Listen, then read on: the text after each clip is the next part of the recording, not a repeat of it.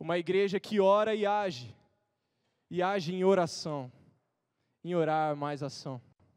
E é sobre isso que nos últimos domingos nós temos trabalhado, nós temos ouvido e nós temos guardado no nosso coração e nós temos exercido o exercício de orar mais ação.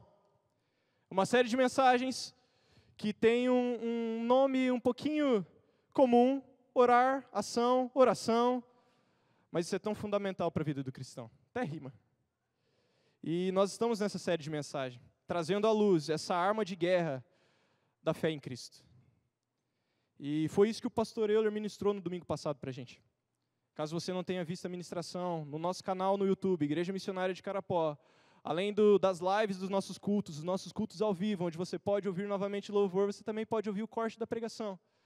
Então, se você não ouviu a mensagem de domingo passado, eu recomendo que você ouve. Não agora, quando você chegar na sua casa, acesse o nosso canal no YouTube, se inscreva.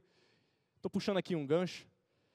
E o pastor, ele citou na mensagem de domingo passado, que nós precisamos estar nas fileiras das batalhas de oração.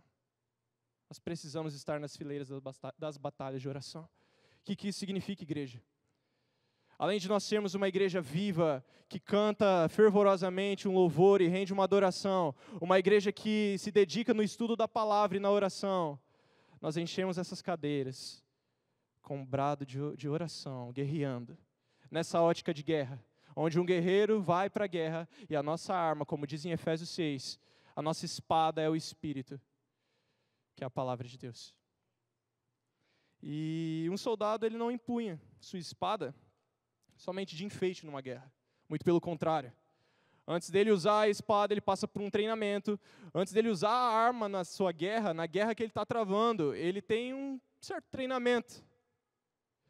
Um guerreiro também, ele não entra numa guerra sozinho. Ele passando por esse treinamento. E qual que é o nosso treinamento como cristãos, como uma igreja viva e eficaz? É joelho no chão e Bíblia no coração.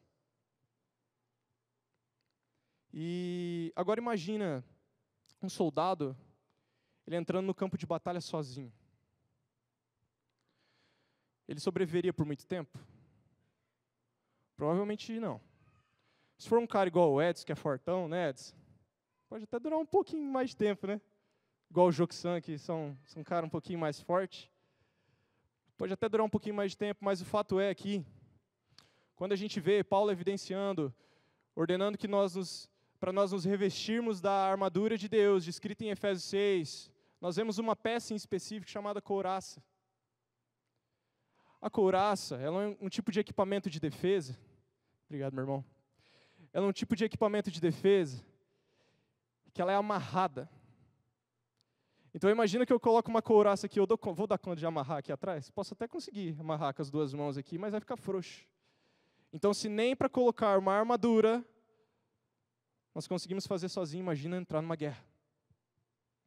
O fato aqui se uma pessoa que ora carrega uma poderosa arma no seu coração, uma igreja que ora tem um poder inestimável, incalculável. Temos que ser uma igreja viva no campo de batalha. E a pergunta para nós somos uma igreja que ora? É sobre isso que eu quero trazer para nós hoje. Convido você a abrir sua Bíblia em Atos, no capítulo 2, do verso 42 ao 47. E além de você abrir a sua Bíblia aqui agora, eu convido você, junto com a juventude, estudar o livro de Atos. Ontem no sábado, a gente iniciou uma série em cima do livro de Atos. Então estude junto, igreja, estude. É poderoso. Isso é poderoso e sobre isso que eu quero falar hoje. Atos 2, 42 ao 47. Todos se dedicavam de coração ao ensino dos apóstolos, à comunhão, ao partir do pão e à oração. Havia em todos eles um profundo temor, e os apóstolos realizavam muitos sinais e maravilhas. Os que criam se reuniam num só lugar e compartilhavam tudo que possuíam. Vendiam propriedades e bens e repartiam o dinheiro com os necessitados. Verso 46. Adoravam juntos no templo diariamente. Reuniam-se nos lares para comer e partiam o pão com grande alegria e generosidade. Sempre louvando a Deus e desfrutando a simpatia de todo o povo. Grave bem isso. E a cada dia, o Senhor lhes acrescentava aqueles que iam sendo salvos. Amém? Isso aqui é o exemplo claro de uma igreja que ora. Os discípulos de Cristo estavam reunidos em oração num só propósito. Após a ascensão de Cristo aos céus, como é descrito em Atos, um pouquinho antes, no capítulo 1, no verso 14. E eles estando reunidos num só lugar, em oração, no mesmo propósito, o Espírito Santo inunda aquele lugar onde eles estavam reunidos, e eles presenciam um avivamento. E eles continuam em oração. Após o dia de Pentecostes, como nós vamos ver nos capítulos seguintes de Atos, nós vamos ver que eles continuam se dedicando em oração e se reunindo como igreja mesmo após se mover. E o Evangelho de Cristo começa a se espalhar por toda Jerusalém, se espalha por todo o Império Romano, dando origem às primeiras comunidades cristãs, à igreja primitiva, e o resto é história. Até chegar em nós hoje. Pelo fervor dos primeiros cristãos lá atrás, nós estamos aqui hoje. E o Espírito Santo me conduziu a expor 2 pontos. E hoje, nessa noite, eu quero trabalhar conosco em cima de 2 pontos dessa igreja que ora. O primeiro deles, o que define uma igreja que ora. O que define? Afinal, eles eram uma igreja que estavam reunidos, provavelmente encarados como fujões, porque o mestre deles havia sido morto e havia boatos de que havia ressuscitado, e eles próprios proclamavam, até que o próprio Cristo aparece para eles, e como descreve em Atos 1, o próprio Cristo ressuscitado e glorificado, passa um tempo com os discípulos, os ensinando a respeito do reino de Deus. E logo após isso, ele ascende aos céus, os discípulos continuam reunidos, o dia de Pentecostes vem, o Espírito Santo é derramado sobre aqueles irmãos, 3.000 pessoas são acrescentadas à fé. Mas o que define uma igreja? A primeira característica que nós podemos observar é um profundo temor. Em que sentido esse profundo temor? Atos 1, 4 a 5, Jesus dá uma ordem a seus discípulos, registrado. Certa ocasião, enquanto comia com eles, deu-lhes a seguinte ordem: não saiam de Jerusalém, até o Pai enviar a promessa, conforme eu lhes disse antes. João batizou com água, mas dentro de poucos dias vocês serão batizados com o Espírito. Jesus mais uma vez repete isso aos discípulos. E imagino eu que isso ecoava na cabeça deles. Alguns discípulos, antes de seguirem a Cristo, eles seguiam João Batista.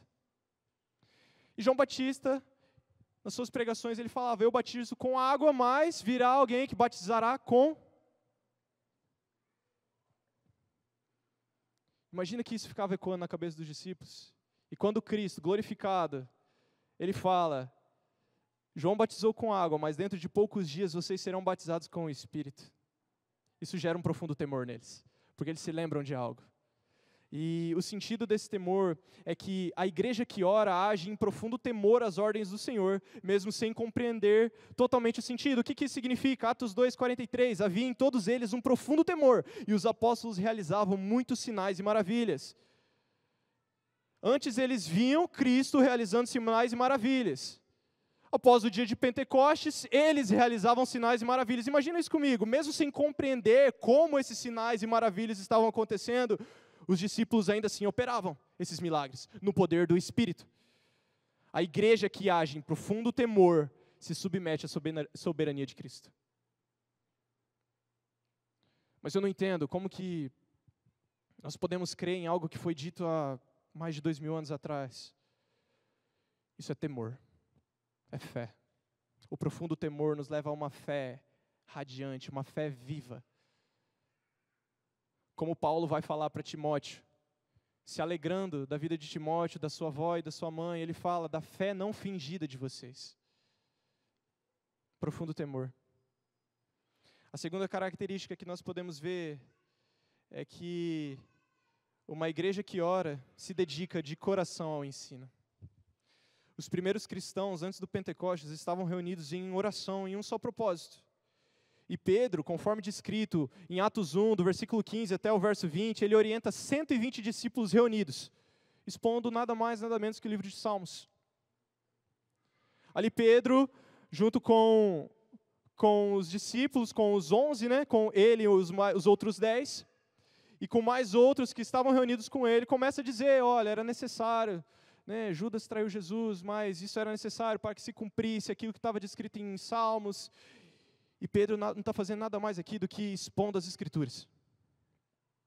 Com o mover no dia de Pentecostes, mais de 3.000 pessoas se arrependeram de seus pecados e renderam suas vidas a Cristo. Gente de todo tipo, judeus, gentios, pessoas que conheciam as Escrituras, pessoas que nunca tinham ouvido, gregos, pessoas de diversas nações, então havia gente de tudo quanto é tipo. Gente que nunca havia ouvido falar sobre a profecia de que havia um Messias de vir. Gente que já sabia isso de cor salteado.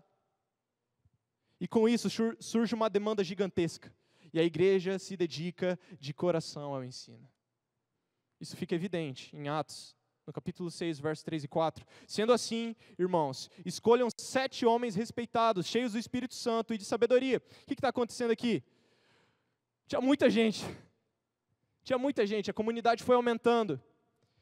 E como eles vieram de muitos países estrangeiros, havia uma hostilidade, conforme o Evangelho de Cristo ele crescia, havia uma hostilidade ao Evangelho. Então, muito provavelmente, se eles voltassem ao país de origem deles, eles seriam perseguidos. Então, eles permanecem ali. E a comunidade vai aumentando. E começa a surgir uma demanda de alimentação, uma demanda de cuidado, uma demanda de cuidado mesmo. E aí, os discípulos se reúnem e expõem isso que está descrito em Atos 6. Sendo assim, irmãos, escolham 7 homens respeitados, cheios do Espírito e de sabedoria, e nós os encarregaremos desse serviço. Serviço esse de coordenar a ação social, vamos dizer assim. Então, nós nos dedicaremos à oração e ao ensino da palavra. A igreja que ora compreende a importância de ensinar a palavra, de expor a verdade, a fim de blindar contra falsos ensinamentos. Exemplo. Nos últimos dias nós temos visto algumas falas um tanto quanto incoerentes com a palavra na internet. Pessoas que, a princípio, são muito influentes, têm muitos seguidores e expõem um tipo de evangelho que não é o evangelho que está na Bíblia. E como que a gente luta contra isso? Se dedicando de coração ao ensino da palavra.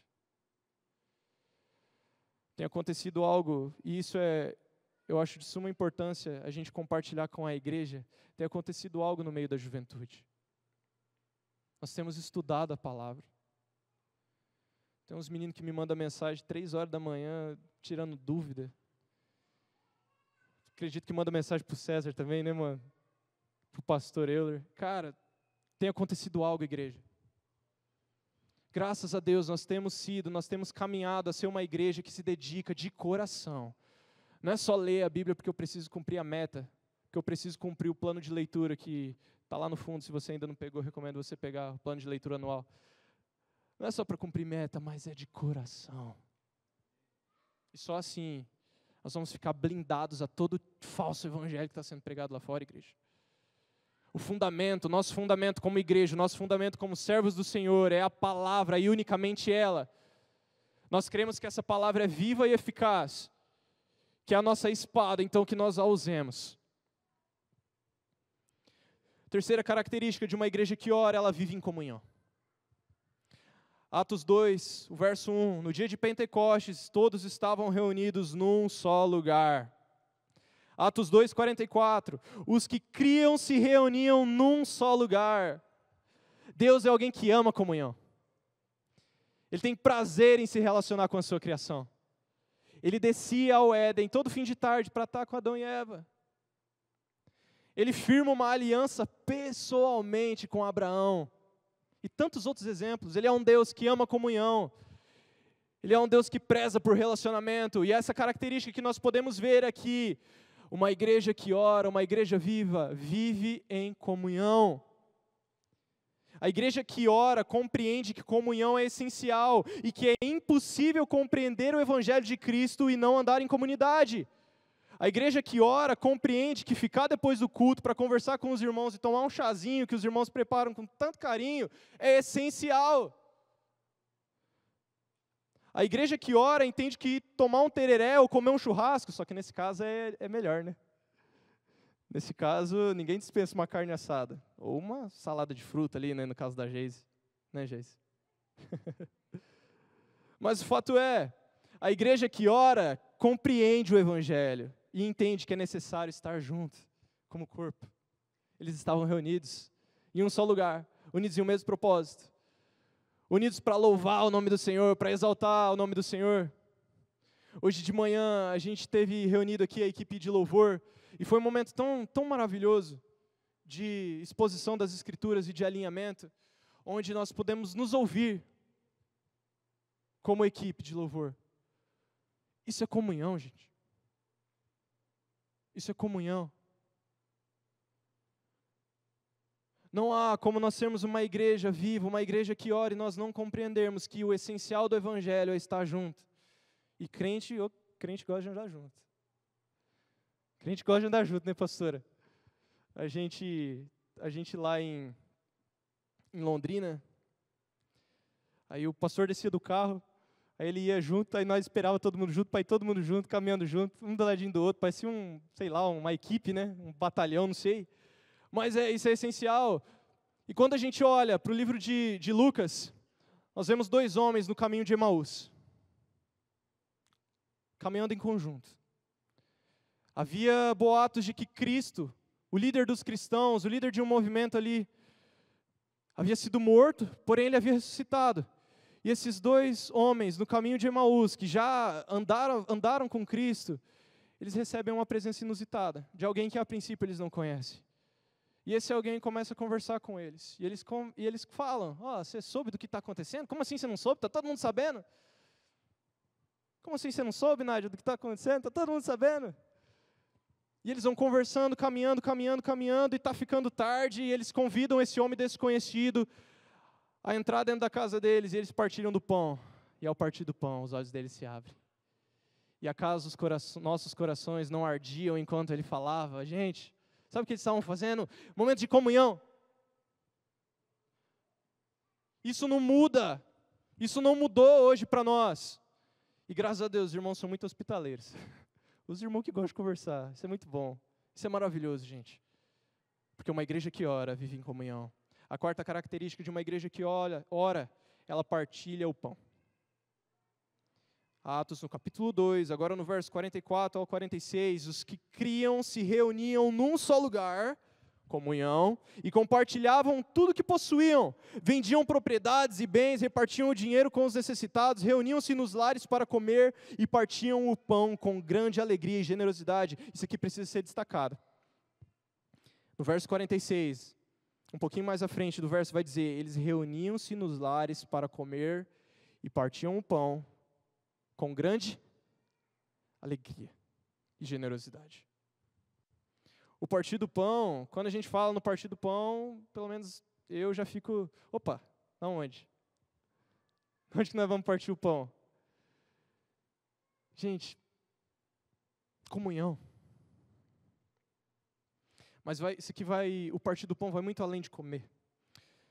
Isso fica evidente um pouquinho mais à frente, no capítulo 4 de Atos, no verso 32, todos os que creram estavam unidos em coração e mente. Pessoas completamente diferentes uma das outras, reunidos em coração e mente. Pessoas com um tipo de perfil. Um perfil mais extrovertido, outro perfil mais introvertido. Um perfil mais de trabalho, outro perfil mais de comunhão. Todos unidos em coração e mente. E não se consideravam donos de seus bens, de modo que compartilhavam tudo que tinham. A igreja que ora compartilha, se ajuda mutuamente, doa a cesta básica, oferta. Doa os itens para o nosso bazar que nós vamos ter em breve. Uma igreja que ora entende que ela, além de estar em comunhão, além dela se dedicar ao ensino da palavra de coração, além dela ter um profundo temor, ela também partilha o pão. Nós precisamos que o Evangelho nos transforme de tal forma que o que eu tenho, meu bem material, é irrelevante se comparado ao que Jesus nos oferece. O que Jesus nos oferece? Vida. E não é qualquer tipo de vida, é vida longe do aprisionamento, longe das algemas do pecado. Isso que o Evangelho oferece, e muito além disso, ele nos oferece liberdade para que nós dizemos aos outros, encontrei liberdade, eu estou solto agora. Você também pode ser solto. Porque uma igreja que ora, ela partilha do pão.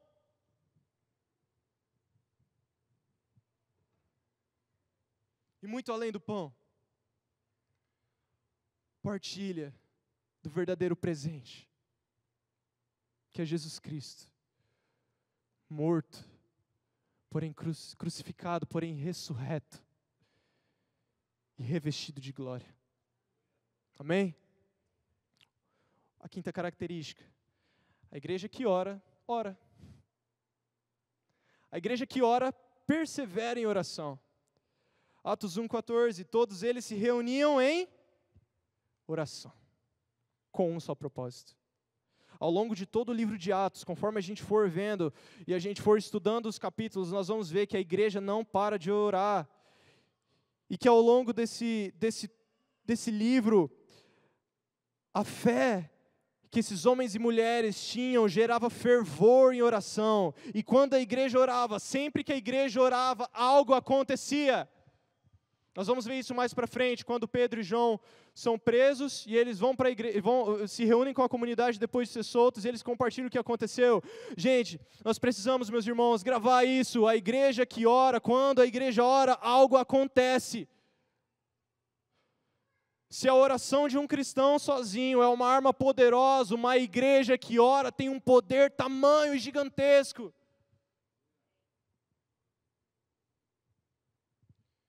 O pastor me permite usar de exemplo a época que ele estava internado.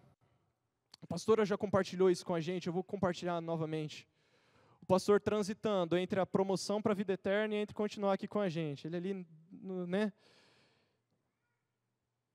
E a igreja, a nossa igreja estava perseverando em... E o que aconteceu?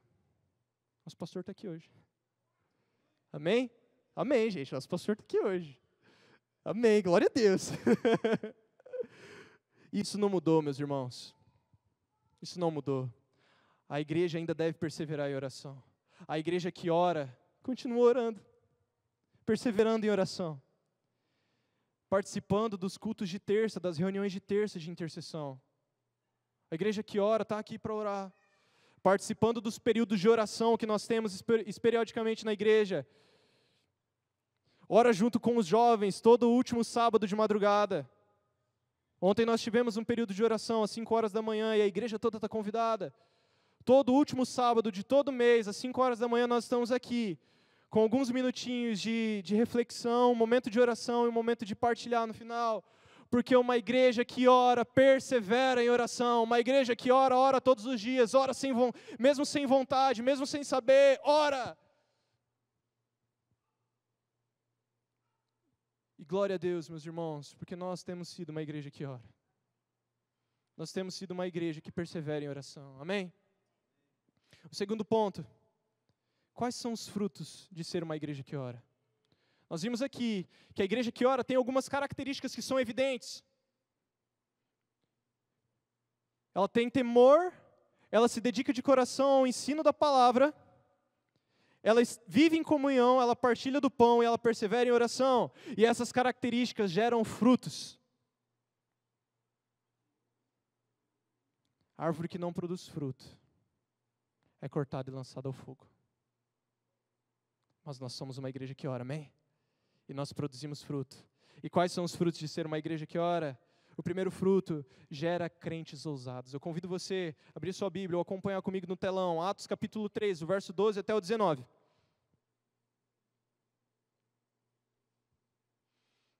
Uma igreja que ora tem como fruto crentes ousados e gera crentes ousados. Atos 3, 12.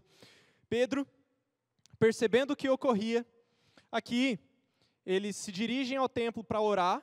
Olha só, eles estavam indo orar. E no caminho até o templo, existe um aleijado. E eles o curam. Então um cara que provavelmente desde nascença ficava lá e todos o conheciam, agora está andando. Isso gera um burburinho ali. E Pedro, percebendo o que ocorria, dirigiu-se à multidão. Povo de Israel, por que ficam surpresos com isso? Disse ele. Porque olham para nós como se nós tivéssemos feito esse homem andar por nosso próprio poder ou devoção. Foi o Deus de Abraão, de Isaac, de Jacó, o Deus de nossos antepassados, quem glorificou o seu servo Jesus, a quem vocês traíram e rejeitaram diante de Pilatos. E apesar de ele ter decidido soltá-lo, vocês rejeitaram o santo e justo e em seu lugar exigiram que um assassino fosse liberto. Isso é Pedro se dirigindo à multidão que estava fervorosa ali, estava agitada por ver um aleijado andando. Vocês rejeitaram o santo e justo e em seu lugar exigiram que um assassino fosse liberto. Mataram o autor da vida, mas Deus o ressuscitou dos mortos. Ousadia! E nós somos testemunhas desse fato, e pela fé no nome de Jesus, esse homem que vocês veem e conhecem foi curado. A fé no nome de Jesus o curou diante de seus olhos.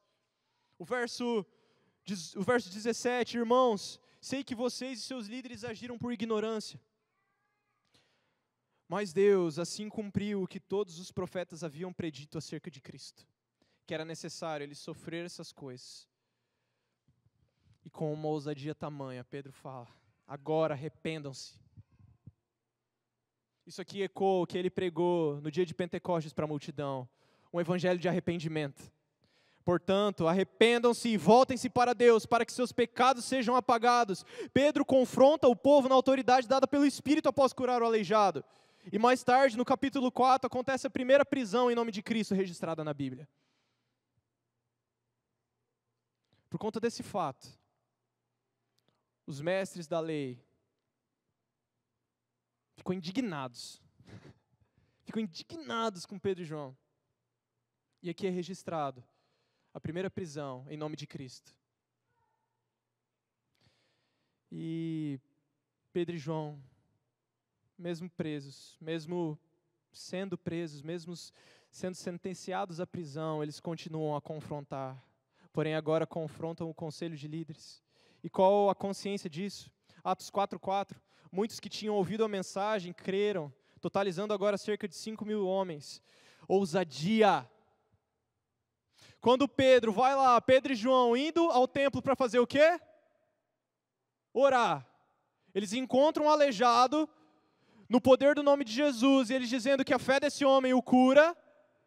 Isso gera um barulho na multidão, a multidão começa a o questionar, os mestres da lei começam a questionar, e a consequência que isso gera, além da cura desse homem, é o que está registrado em Atos 4:4. Muitos dos que tinham ouvido a mensagem creram, totalizando agora cerca de 5.000 homens. Igreja, cerca de 5.000 homens creram no Evangelho de Cristo a partir da ousadia de Pedro e de João.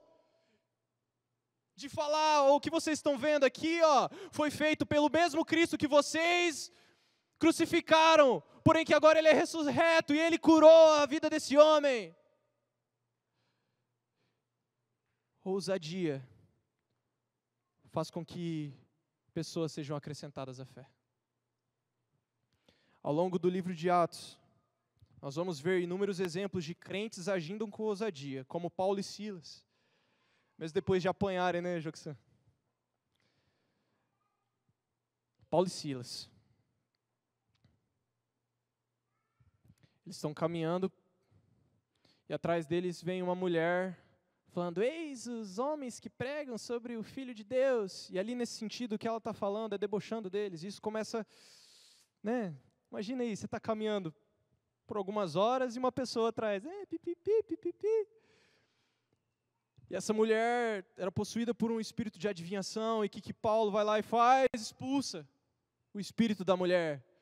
Isso gera uma revolta, porque essa mulher e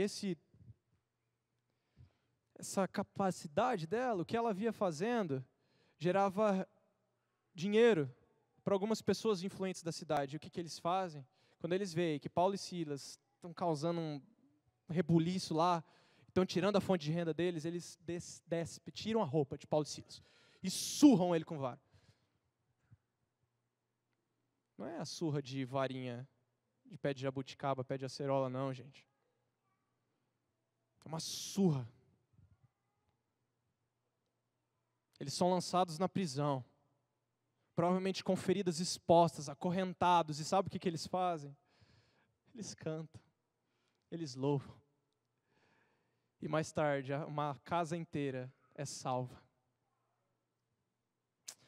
De fato, nós cremos que Deus age por meio da oração?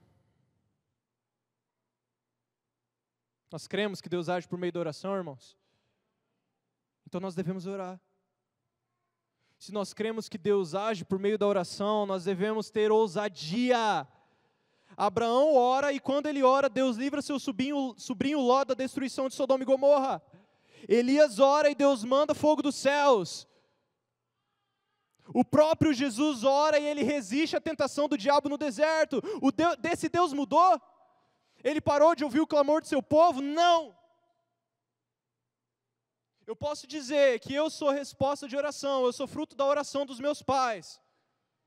E eu posso dizer, mais além disso, eu e o meu irmão mais velho, nós somos fruto da ousadia e oração do meu pai e da minha mãe, que gastavam madrugadas acordados, ajoelhados, orando por nós. Então sim, igreja, uma oração ousada ainda tem poder nos dias de hoje. Ainda tem poder.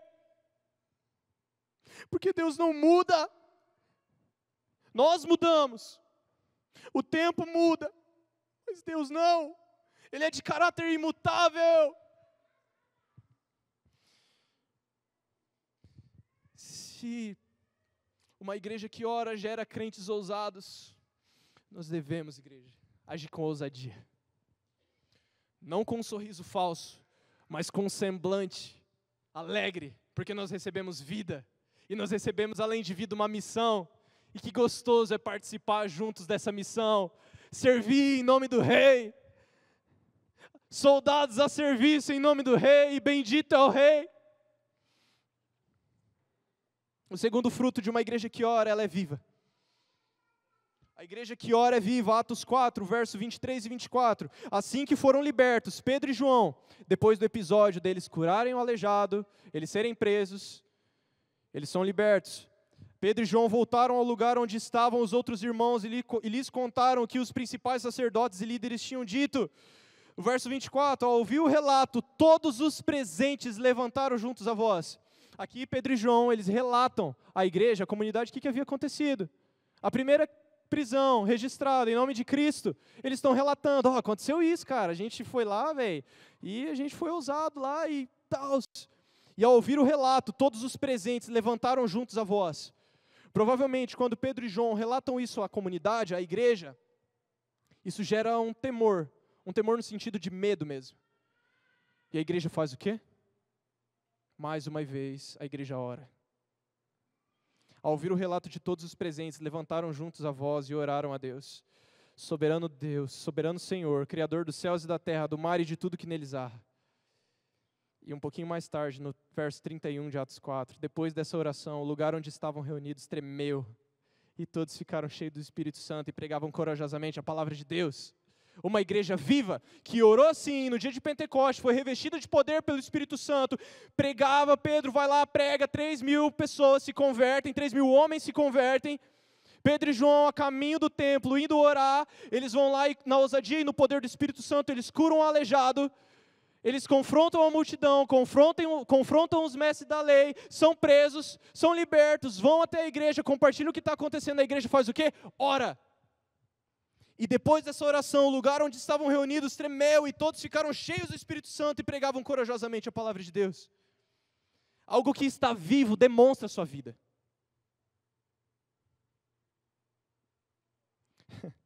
Lembrei de algo engraçado, quando eu era pequeno, eu tenho essa lembrança muito clara.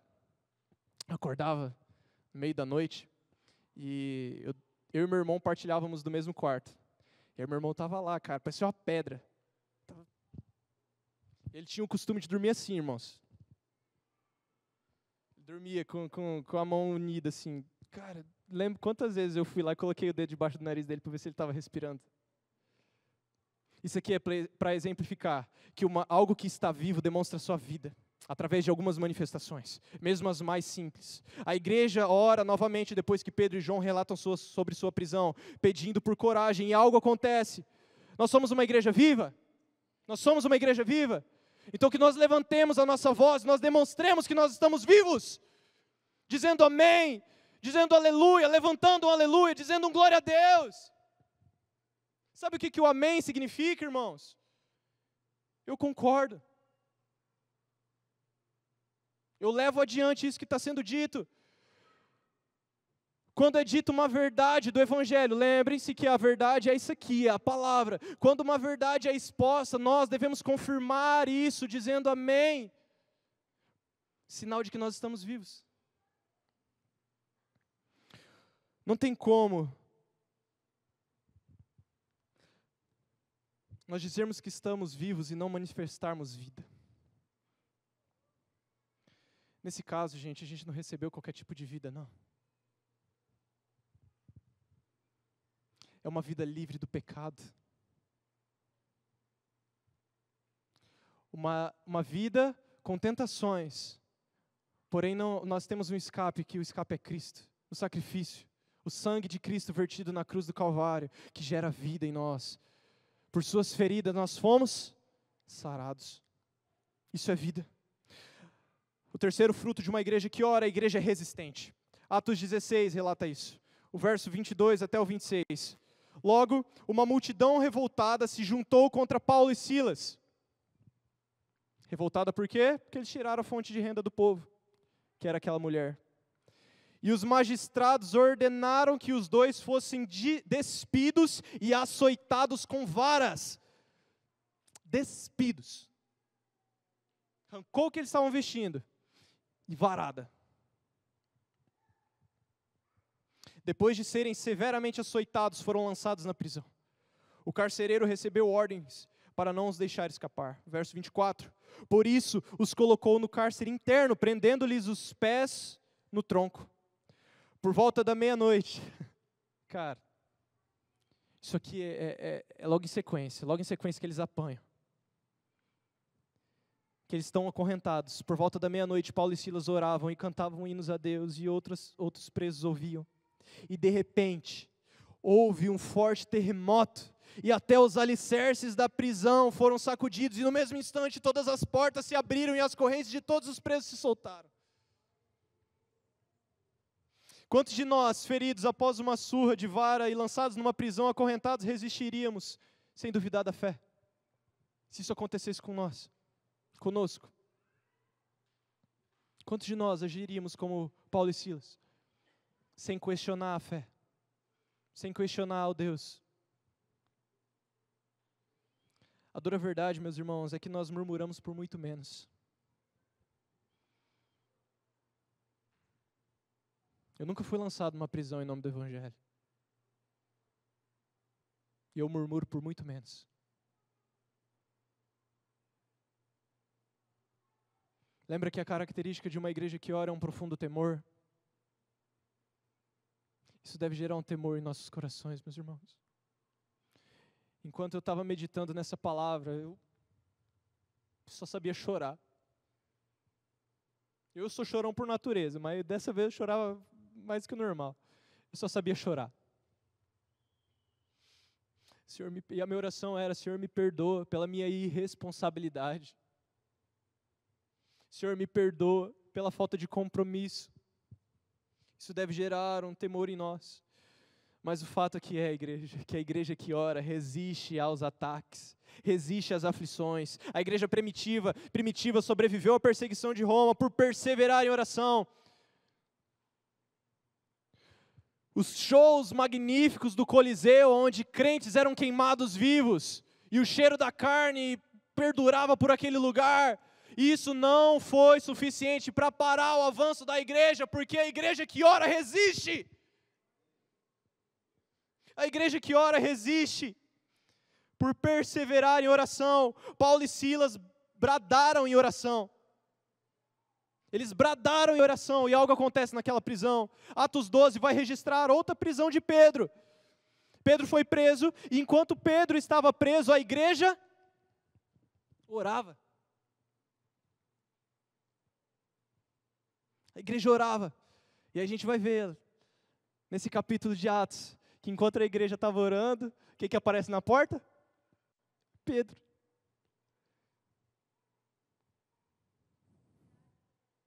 Sabe por que nós desistimos na primeira topada de dedo mindinho na porta? Porque nós não oramos. Mas uma igreja que ora tem como fruto resistir às aflições. Resistir a esse mundo tenebroso, amém? E concluindo, a igreja que ora tem como fruto. A igreja que ora é capacitada pelo mover do Espírito Santo. Os crentes da igreja primitiva receberam o Espírito Santo não somente para manifestações de sinais, de maravilhas, de milagre, para cura.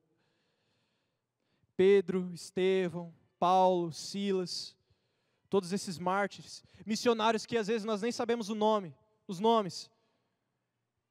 O irmão Leonardo tem, né, meu irmão? Uma lista de missionários que nós intercedemos. E infelizmente, muitos desses homens e mulheres têm sido mortos em nome do Evangelho. Não em nome da minha vontade ou da mensagem que eu quero pregar, mas em nome do Evangelho. Paulo e Silas, Estevão, Pedro e muitos mais outros resistiram até a morte pela capacitação do Espírito Santo. Eu vou citar uma frase aqui.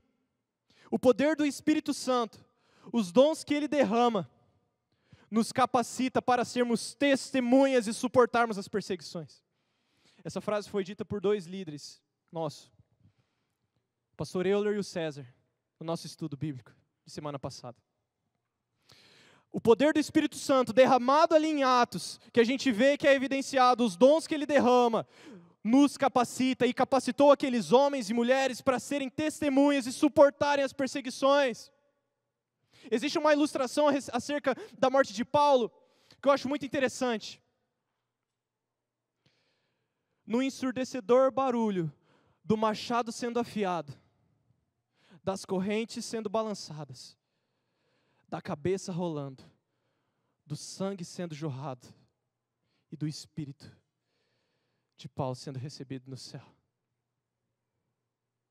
A morte aqui, eu vou emprestar uma frase de um autor bem conhecido. A morte aqui já não tem cheiro de medo, de trevas, mas tem cheiro de vida. Porque uma igreja que ora é capacitada pelo Espírito Santo.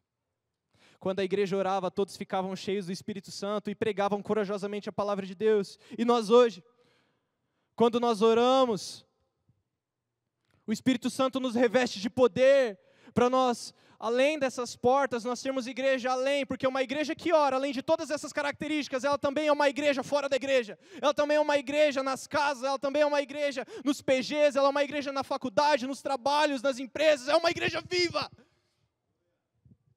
porque ela é revestida e capacitada pelo poder do Espírito Santo. Ah, mas eu não tenho nenhum tipo de conhecimento, meus irmãos Pedro e João também não tinham. Pedro pescava, cara. Mas eles falavam com ousadia, cheio do Espírito. Atos 4,13, quando os membros do conselho viram a coragem de Pedro e de João, ficaram admirados. Quando eles viram a coragem de 2 homens iletrados, eles ficaram admirados, pois perceberam que eram homens comuns, sem instrução religiosa formal. Reconheceram também que eles haviam estado com Jesus. E o desejo do Senhor é usar pessoas como Pedro, que não era letrado, mas capacitado pelo poder do Espírito Santo, levando mais de 3.000 pessoas à conversão. Mas eu não tenho capacidade de falar. Quando nós lemos o livro de Êxodo, Moisés fala: Deus, mas eu não. E Deus vai lá e fala: não, Deus, mas eu não. E Deus: não, Deus, mas eu não. E Deus: então beleza, eu vou levantar Arão para ser seu porta-voz, para ser meu porta-voz a partir de você. Então, sem capacitação oratória mesmo, gente. Sem dicção mesmo. Porque nós não fazemos isso na nossa habilidade, na nossa força, muito menos na falta dela, mas nós fazemos isso na força e no poder do Espírito Santo. O desejo do Senhor também é usar pessoas como Apolo, que ensinava com entusiasmo e exatidão, mas ao mesmo tempo que era eloquente, ele também foi humilde, a ponto de ser ensinado por Áquila e Priscila. Apesar dele falar com entusiasmo e exatidão, a humildade dele era tamanha, a submissão dele era tamanha, que ele se assenta com Áquila e Priscila e é capacitado na palavra. E como tantos outros homens e mulheres que pregavam com ousadia. Homens e mulheres que podemos ver aqui hoje no culto, ao nosso lado, na nossa comunidade.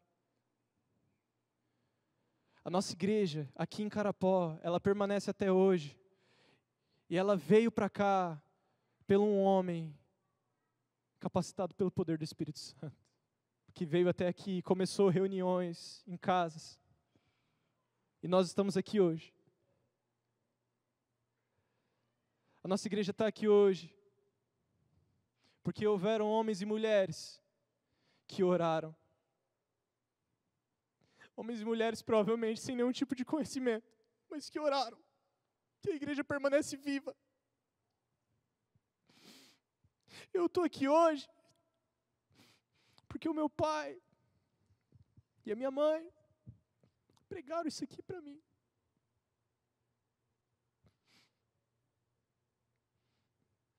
Se eu fiz um seminário e hoje eu estou caminhando a um ministério de pastorado, é porque houve um casal maravilhoso que investiu no meu coração. Se eu busco ter um caráter irrepreensível, é porque eu tive exemplo dentro de casa de um irmão, de um pai, de uma mãe, de cristãos. Entende o que acontece, igreja? Estou chorando mesmo. Entende o que acontece aqui? Quando nós assumimos a responsabilidade de crentes, mesmo sem nenhum tipo de capacidade, mas capacitados pelo poder do Espírito Santo, nós geramos frutos. E a igreja que tem características de oração, a igreja que ora gera frutos. E nós vamos ver muitos frutos. Existem frutos lá em cima, no Ministério Kids, no Ministério Peds. Existem frutos sendo gerados toda sexta-feira nos teens, nos cultos de sábado da juventude. Frutos de irmãos que têm compromisso com a palavra, com a verdade a ser ensinada. Que dedicam tempo de oração. E por quê? Nós ainda arrumamos qualquer desculpa para não orar.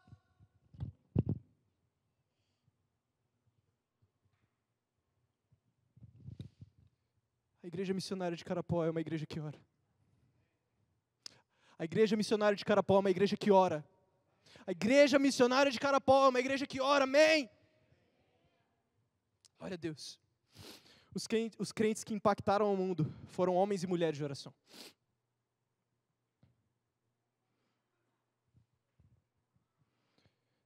Charles Spurgeon, ele vai dizer uma frase.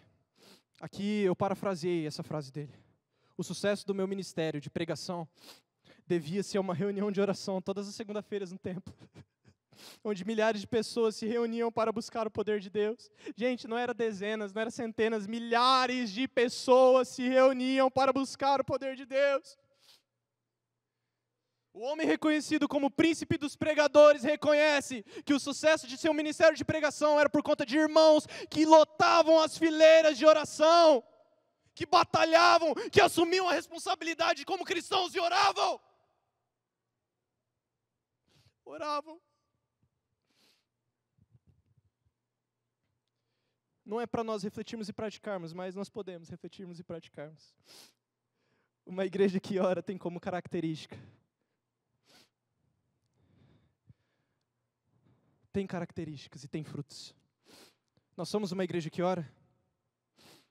Nós temos um profundo temor. Nos dedicamos de coração ao ensino da palavra. Nós vivemos em comunhão. Nós partilhamos o pão. Nós perseveramos em oração. São perguntas a nós respondermos. A nós refletirmos durante a nossa semana. Porque a igreja é uma comunidade de pessoas que têm temor, que se dedicam de coração ao ensino da palavra, que vivem em comunhão, que partilham pão e perseveram em oração. E uma igreja que faz tudo isso gera frutos. E quais são os nossos frutos como igreja que ora? Nós somos uma igreja ousada? Nós somos uma igreja viva que fala amém? Nós somos. Nós somos uma igreja resistente. Nós somos uma igreja capacitada pelo Espírito.